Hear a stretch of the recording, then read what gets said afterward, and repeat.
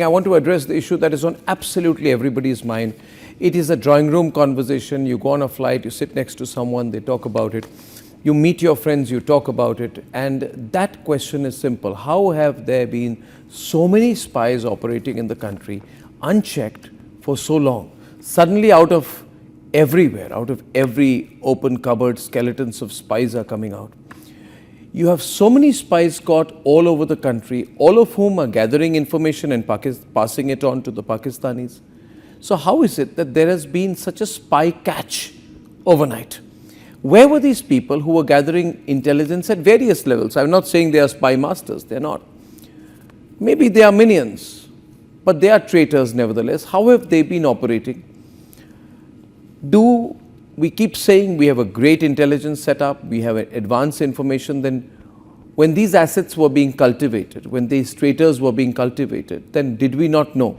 Or is it suddenly that we have sharpened our skills after Operation Sindoor? Or is it because there is a clearer political direction that has gone out right now, maybe from the highest levels, that we need to have a no-nonsense policy when it comes to people who are working against national interest at every level? I believe so. This is my own view. You see a very sharp hit on Maoist terrorism. You see a very sharp hit on the Tukre group, on the anti-nationals. You're seeing very sharp, exchanges going on about how the Indian armed forces should go through another technological upgrade. The defense budget should go up. But you see, matters of external and internal intelligence are all linked. Just as I always feel, matters of internal security and external security are all linked, and we need not keep this artificial divide. When you have dozens of spies going around, you read their profiles, you try to find out who are these people.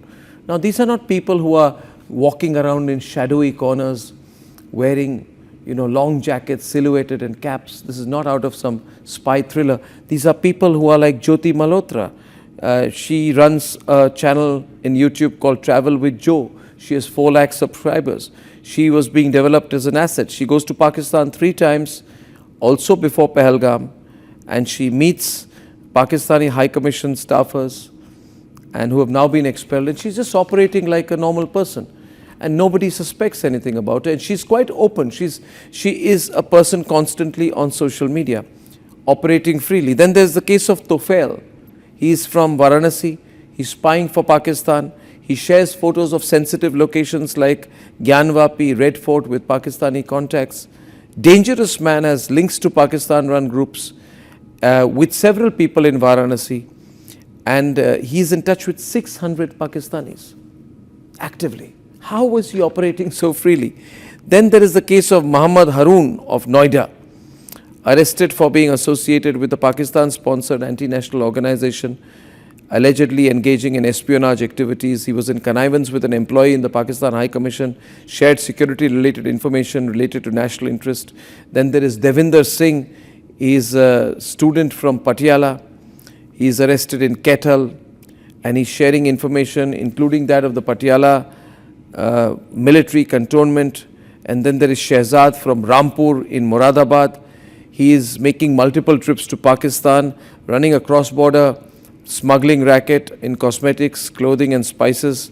So this is all over, ladies and gentlemen, all over. And people are flabbergasted. If this is the way, first of all, people are horrified that there are so many traitors within the country. It becomes so easy for Pakistan to buy Indians or people holding Indian citizenship, to work for them, to share information. How are these people operating? Were they working directly? What kind of intelligence do we have that people go to the Pakistan High Commission, do their deals, travel to Pakistan, come back, lead their lives, until Operation Sindoor, they're just hanging around? What about the local police in all these areas? Do we have a system whereby, we have sleuths or detectives who follow these people? Do we keep a track of anti-national activities in this country, or is that considered peripheral to maintaining law and order? What law and order will we have when we are having, anti-nationals operate all around us? Personally, I'll conclude by saying, I think there's been too much political correctness in India, where you're not supposed to question people for their individual beliefs or their freedom of expression. And we stretched it to a point where I think the law and order machinery has felt almost on the back foot asking these people questions. You can turn around and say, I'm being targeted for my religion, I'm being targeted for my thoughts, I'm being targeted for my clothes. You see, and then the whole law and order machinery goes on the back foot. Then what's happening now? I think maybe there's a sharper political direction that's been given.